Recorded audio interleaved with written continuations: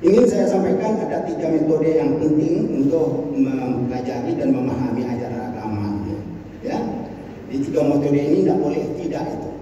Ini sesuai dengan apa yang dijelaskan Allah Subhanahu wa Ta'ala berkali-kali dalam Al-Quran ini, bahwa Allah meminta kita untuk menjalankan fungsi-fungsi yang ada di dalam diri kita, ya, dalam diri kita. Dan berkenaan juga dengan ayat surat Fussilat ayat 53. Ya, surat Fussilat ayat 53.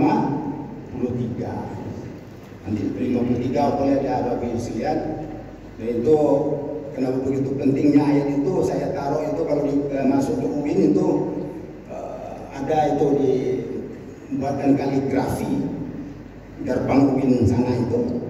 Nah, salah satu ayatnya adalah surat Fussilat 53. Karena saya merasa bahwa metode itu sangat penting. 3 metode itu yang disebut oleh para ulama yang mutabar insya Allah. Yang pertama adalah apa yang disebut dengan metode bayani.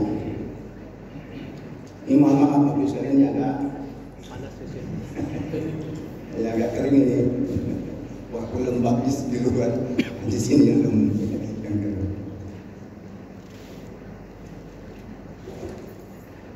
Yang pertama adalah metode bayani, dan yang kedua adalah metode burhani, dan yang ketiga adalah metode irfani. Sebenarnya 3 metode itu berentetan, jadi bayani, burhani, dan irfani. Memang bahasa Arab ini bagus sekalian, karena memang ulama-ulama kita dulu memang mencari bagaimana itu model-model pemahaman terhadap ajaran agama kita yang bersumber dari Al-Quran Sunnah ini. Tentunya mereka sudah mencari segala bentuk baik dalam Al-Quran maupun dalam hadis Nabi, dan maupun juga melalui ijtihad, ya, ijtihad. Jadi kan sudah sama-sama kita ketahui itu ya, sumber ajaran agama kita itu prinsipnya hanya satu, awalnya yaitu Al-Quran, tapi kemudian ditambah dengan hadis Nabi, dan yang ketiga adalah ijtihad. Ini juga menjadi dasarnya. Oleh karena itu Bapak sekalian, untuk lebih mudah, bayani, kalau disebut bayani itu adalah penjelasan-penjelasan yang ada di dalam teks-teks Al-Quran. Teks itu adalah nas, ya, nas, an-nusus Al-Quraniyah, teks-teks Al-Quran itu wajib dijadikan alur pertama di dalam memahami ajaran agama. Jadi kalau ada orang yang tidak mau tahu dengan teks, dengan nas, Al-Quran maupun hadis Nabi, hadis kan sesungguhnya kedudukannya adalah untuk menafsirkan teks yang ada dalam Al-Quran, ya. Jadi itu makanya ulama menyatakan Quran hadis itu seperti sudah melengket gitu, sudah melengket, walaupun tentu dibedakan, yang boleh disamakan, karena kalau Al-Quran itu adalah wahyu. Wahyu itu tidak bisa ditambah, tidak bisa dikurang, datangnya datang dari Allah Subhanahu wa Ta'ala, dibawa oleh Jibril alaihissalam kepada Rasul kita yang mulia kita Muhammad sallallahu alaihi wasallam, yang di dalamnya terdapat hudan. Yang tadi itu hudan, ya, hudan linnas wa bayyinat minal huda wal furqan. Nah, kemudian ditambah oleh ulama definisinya satu lagi, bahwa membaca Al-Quran itu bernilai ibadah. Nah itu, jadi kalau mau kita definisikan Al-Quran yang itulah, yaitu wahyu Allah Subhanahu Wa Taala yang diturunkan, yang diberikan kepada Nabi kita Muhammad SAW melalui perantaran Jibril alaihissalam, yang mengandung hudan, petunjuk, dan membacanya bernilai ibadah. Jadi Al-Quran sebagai dasar sesungguhnya dalam ajaran agama yang ditambah oleh hadis Nabi, maka oleh karena itu ulama sepakat itu tidak bisa dibongkar lagi itu, ya. Kalau Kalau tidak didasarkan itu, maka itu bukan ajaran agama. Tetapi untuk memahami Al-Quran itu, teks itu kan ya seperti sekarang sudah menjadi mushaf. Kan diam saja dia, Bu. Apa sekalian ya? Kan diam saja dia. Baru dia bergerak apabila dipahami. Tapi cara memahaminya bagaimana? Nah, inilah yang menjadi perkara yang kedua. Perkara yang kedua itu disebut oleh ulama dengan metode burhan.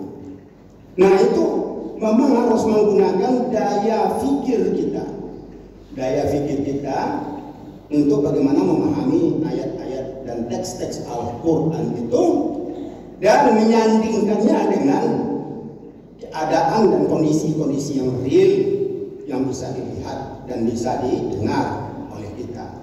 Nah, ini bahasanya bahasa akademik sebenarnya dan harus terbukti dalam dunia empirik, kan itu kira-kira artinya ya, dunia nyata ini.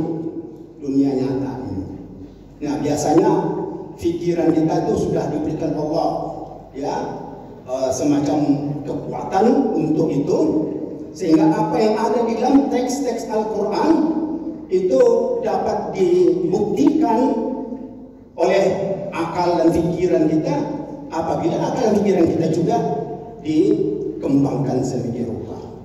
Kan gitu ya, dikembangkan sedemikian rupa. Makanya oleh karena itu Islam benar-benar mengharapkan kepada seluruh kaum muslimin tanpa kecuali untuk benar-benar belajar dan dapat mengembangkan daya fikirnya. Karena memang ini menjadi bagian utama untuk bisa memahami ajaran agama. Ya, menjadi memahami ajaran agama. Ketika Allah sebut nanti benda-benda yang ada di dunia ini, ya kan?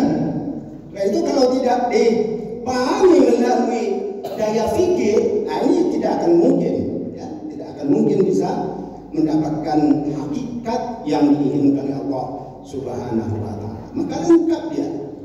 Makanya Al-Quran plus gunaan daya fikir kita, ya, terhadap teks itu sendiri maupun disandingkan dengan pemahaman kita ketika teks itu berbicara tentang hal-hal yang bersifat alam nyata, ya, dan bahkan ada yang juga separuh nyata, tapi yang hebatnya lagi ada yang tidak nyata, kan gitu, tentang alam gaib, ya, alam gaib. Itu yang kedua, Bapak Ibu sekalian. Ya, makanya itu tidak mungkin ya kalau anak-anak kita tidak disekolahkan, tidak diapakan, bagaimana mengembangkan daya fikir ini, memang itu melalui upaya yang terus menerus untuk diasah dan dilakukan penerokaan dalam bahasa Melayunya, penerokaan. Kalau penelitian itu belum begitu kuat, kalau kata orang tua dulu lebih kuat lagi, teroka gitu, mendapatkan inti daripada sesuatu itu, menilik gitu, ya, lebih dalam, menilik lebih dalam.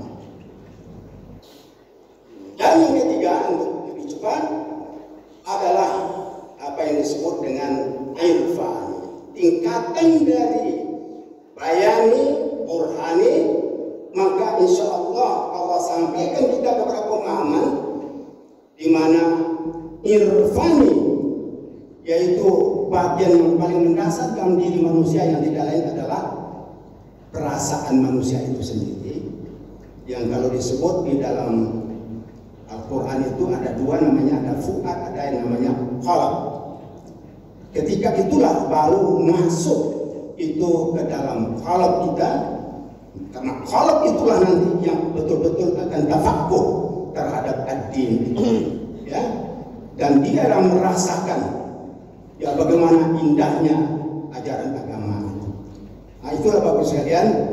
Jadi kira-kira seperti itu ya.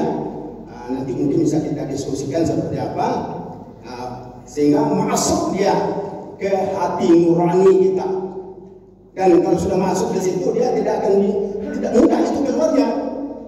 Makanya kalau ada orang yang disebut ekstrim oleh orang lain terhadap ajaran agama itu, dia tidak mau keluar lagi dari situ. Itu karena mereka benci saja itu. Lihat orang yang taat umpamanya kan.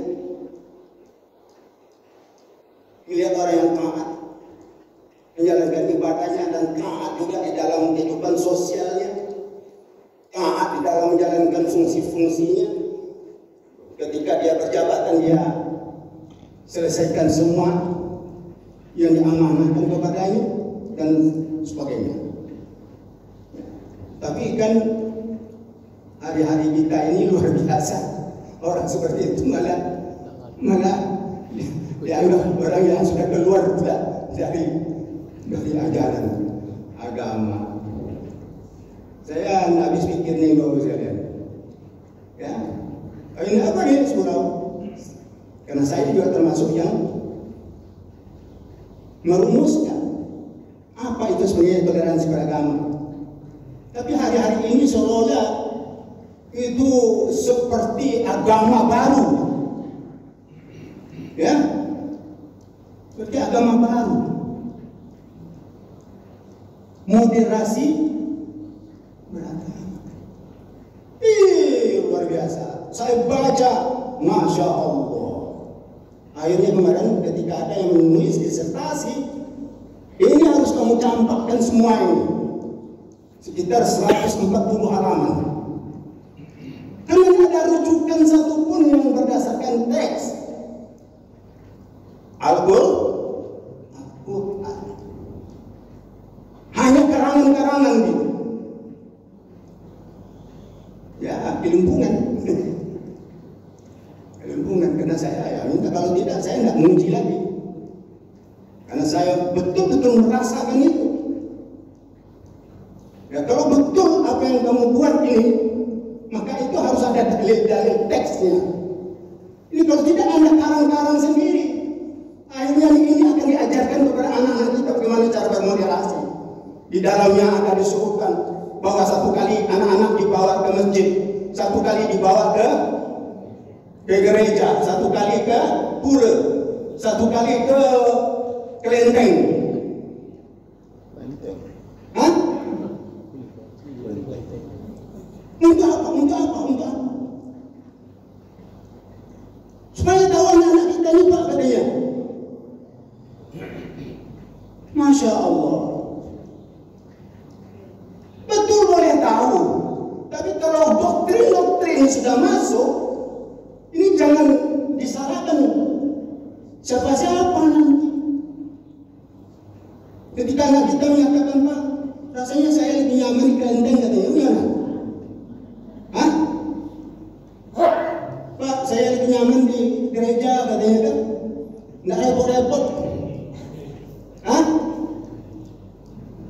Nggak repot. Ini kalau Islam ini repot ini.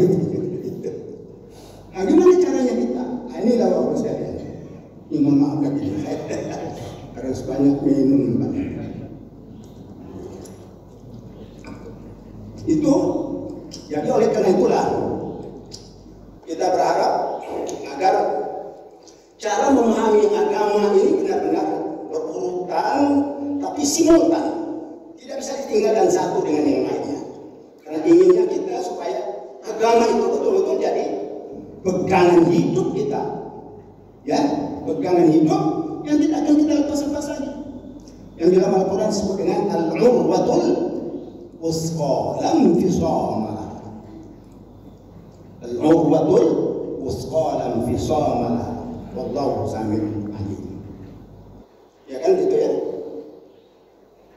Agama itu adalah bagaikan apa namanya itu pegangan yang kokoh dan tidak akan terbongkar-bongkar lagi sampai hayat kita habis. Bayangkan anak-anak siapa namanya Ibrahim yang pernah menjadi guru di Zaitun itu ya.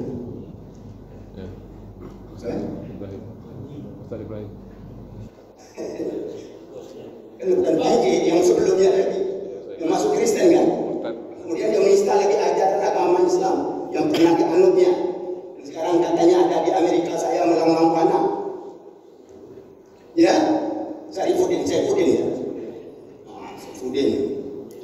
Aman Saifuddin. Ya Allah, padahal nama itu kan doa sebenarnya kan. Jadi ya, jangan dipandang enteng yang seperti itu. Ternyata ini yang terjadi kedangkalan di dalam beragama itu. Ketika sudah dangkal agama itu bagi kita dan bagi anak-anak kita, generasi-generasi kita, orang lain mudah sekali masuk. Dia masukkan ajaran-ajarannya.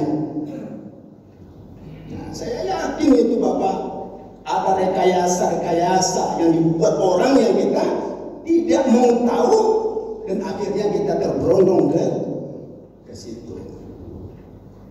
Ya. Yang disalahkan ada analisis hari ini bahwa PKI itu nyata adanya. Betul. Karena sudah tampak betul itu cara-cara mereka untuk merusak ajaran agama ini. Dan kalau bentengnya tidak kuat, maka selesailah generasi anak-anak kita yang akan datang.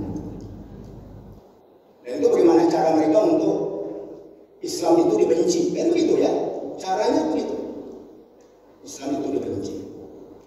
Jadi Bapak sekalian, itulah dia. Dan oleh karena itu, marilah sama-sama kita nanti ya berupaya semuanya melalui ya, ulama-ulama kita untuk memahami ajaran agama kita itu. Tidak ada ajaran agama tanpa teks, ya. Tidak ada itu nonsense. Itu karangan-karangan itu Al-Quran yang teksnya sudah tidak bisa dirubah lagi. Oleh karena itu, makanya kalau kita lihat peradaban Islam, Bapak sekalian, peradaban Islam itu amat tergantung dengan itu, amat tergantung. Boleh dicek sejarah kita, Kenapa umat Islam awal sejak Nabi sampai 6 abad pertama itu trennya membawa peradaban yang luar biasa, yang amat gemilang, seluruh dunia kagum. 6 abad namanya bukan 1-2 tahun itu, 6 abad sampai 1258. Sejak Rasul kita yang mulia, Nabi sendiri luar biasa menunjukkan betapa cara untuk membangun peradaban yang Qur'ani, yang ilahi, yang Islami. Tanpa, jadi kalau sebut Islam itu kan tidak membenci orang lain, jangan salah itu. Tidak membenci orang lain. Bagaimana Nabi bisa hidup dan bisa memimpin orang-orang lain itu yang bukan beragama Islam dengan cara yang luar biasa, kan gitu. Nah, tapi yang sekarang ini tidak. Bagaimana cara umat Islam yang luar biasa ini dipimpin oleh orang lain? Nah, itu memang tidak bisa. Jadi Bapak sekalian, maka dalam kajian yang pendek ini sampai pukul berapa nih?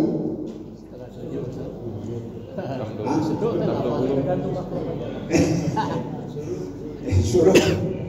Ini saya ingin sampaikan saja bagaimana kita memahami teks. Kalau kita mau dihunjam oleh Allah Subhanahu wa taala. Ini ayat yang saya baca, Bismillahirrahmanirrahim. Innallaha la yastahyi an yadriba mathalan ma ba'udatan fama fawqaha. Fa ammal ladzina amanu fa ya'lamuna annahu al-haqqu min rabbihim. Wa ammal ladzina kafaru fa yaquluna madza arada Allahu bi hadzal mathalan. Yudillu bihi katsira wa yahdi bihi katsira wa ma yudillu bihi illa al-fasiqin. Ayat ini panjang yang hafal kita karena ini ayat-ayat awal dari Al-Quran. Kalau diterjemahkan, sesungguhnya Allah tidak malu. Allah tidak malu membuat contoh 1 ekor lalat. Tapi mungkin lebih tepatnya kalau dulu lalat, setelah saya baca-baca ini lebih tepat kepada bahasa Minangnya rangi apa tuh?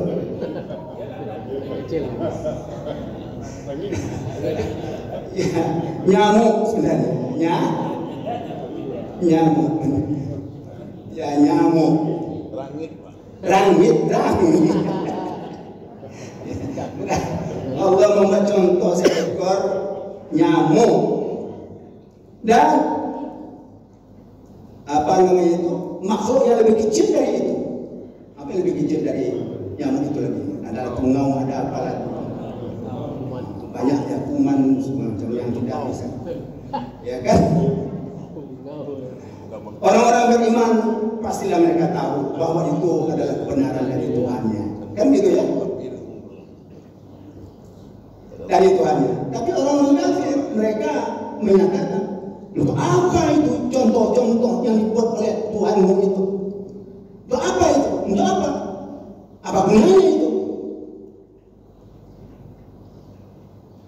Luar biasa. Tapi kata Allah, yudillu bihi katsira wa yahdi bihi katsira.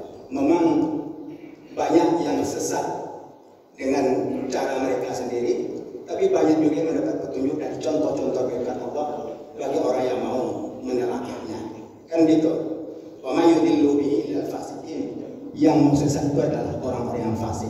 Bapak sekalian, ayat ini sesungguhnya adalah untuk bantahan lagi terhadap ayat 17, 18, 19 Surah Al-Baqarah yang sebelumnya. Ini ayat ditujukan kepada orang-orang munafik. Ya.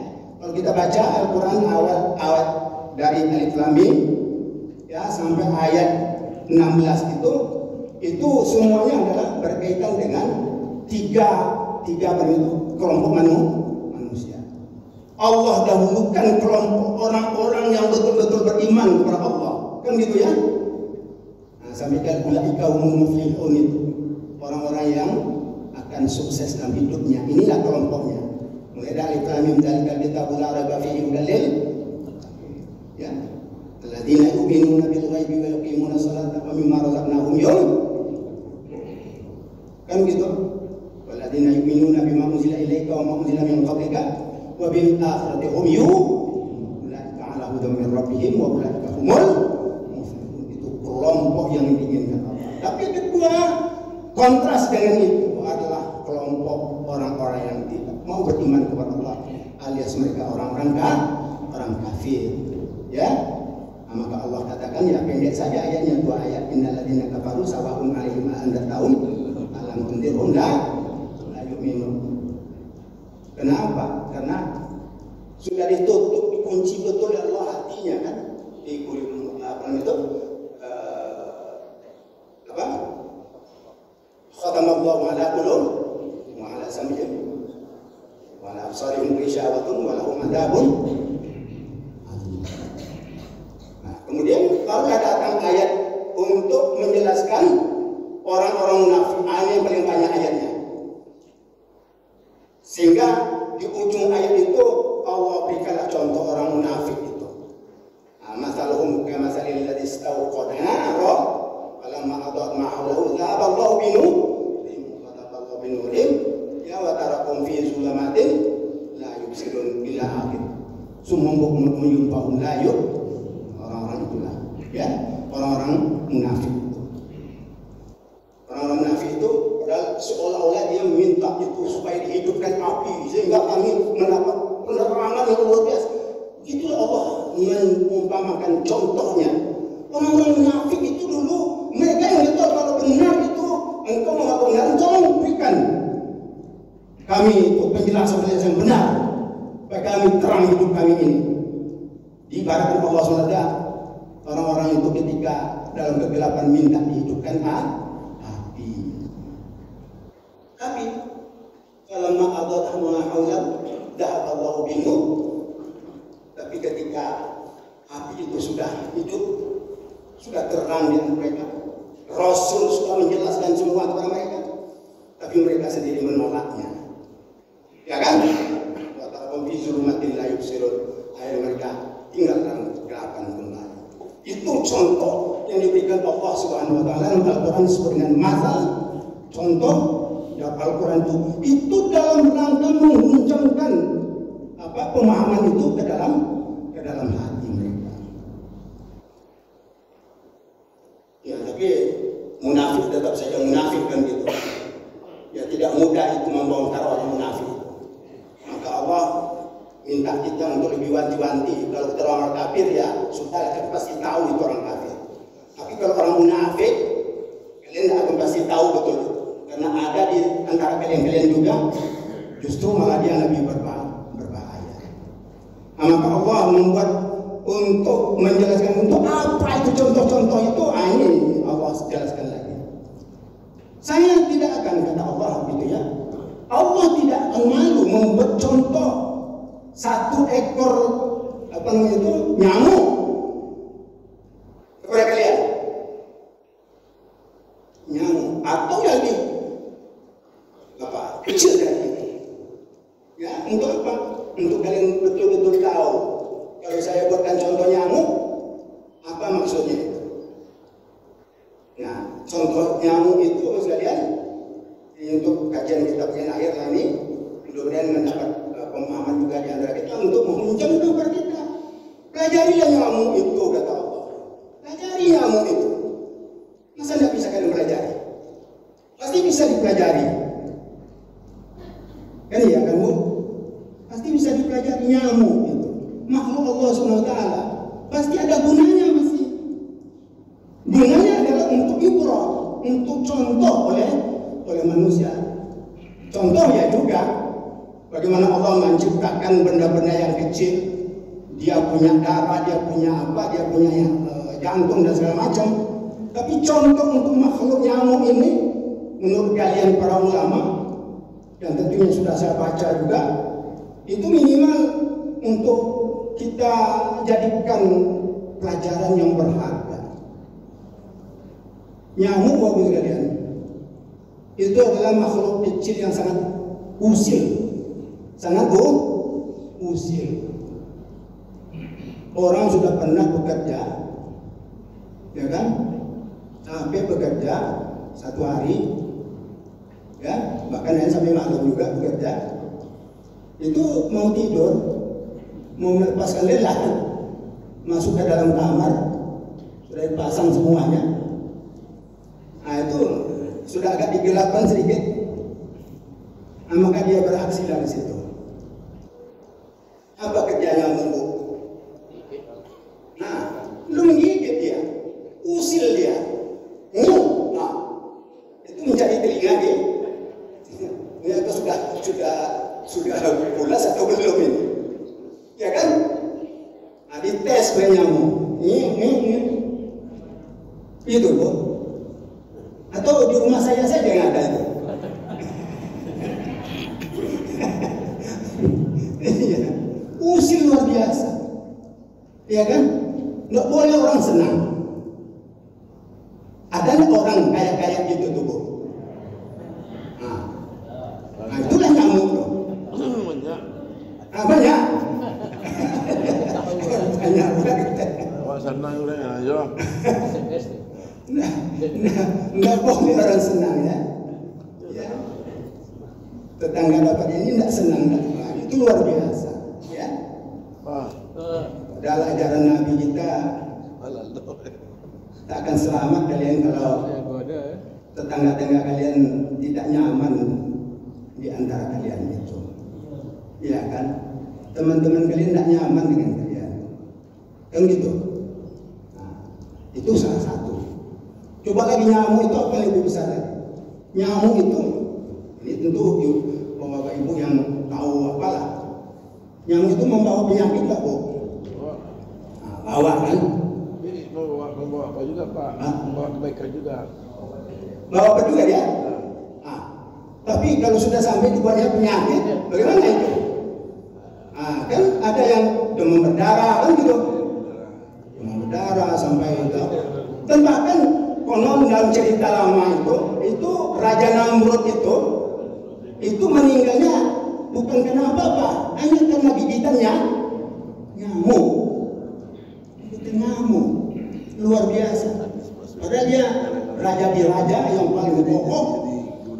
Katanya tidak akan bisa diapa-apakan orang. Nah, kata Allah mudah saja. sebenarnya nyamuk ya menyamuk malaikat maut sebenarnya itu. Ya kan? Nyamuk malaikat maut. Ya selesai dia. Nah, itu nyamuk bagus kan. Sampai mati orang yang buatnya. Padahal dia benda kecil. Ya kan? Sekali tahu selesai, tetapi itulah dia. Tapi yang paling hebat lagi bagus sekalian, nyamuk ini. Nyamuk ya. Itu kalau kita lengah-lengah tadi, itu sempat dia hinggap. Dia hinggap. Apa dia? Gigit kan? Gigit, langsung dihisapnya kan? Darah kita. Langsung dihisapnya darah kita. Dan itu menghisap darah itu bukan tanggung-tanggung sampai perutnya buncit, habis, nggak ada lagi. Sampai dia terkelepar. Nggak bisa lagi terbang pun sudah susah. Ya kan? Akhirnya mati sendiri. Mati sendiri. Luar biasa. Tamaknya luar biasa. Ada nggak manusia kayak nyamuk ini? Iya. Sudahlah dia dapat gaji, cukup makannya sebenarnya, apanya semuanya cukup. Ya kan? Tidak ada sebenarnya. Bahkan dapat juga lagi dia berekreasi kemana lagi, bisa lagi nyimpan. Rupanya tidak cukup. Tidak cukup. Tambah lagi. Sampai tidak tahu mana, buncit lagi itu. Ya kan? Enak saja. Duit negara, duit rakyat ini diambil punah habis juga. Hah? Bukan yang sedikit. Saya mendengar kalau 1 miliar, mungkin lah itu. Mungkin di pasaran ini 1 miliar nanti kita kita. Tapi kalau sudah triliun disebutnya, itu nyamuk apa namanya? Nyamuk apa? Akhirnya ketahuan terkelepar kan? Diketahui nyamuk. Tapi yang tak terkelepar itu insya Allah.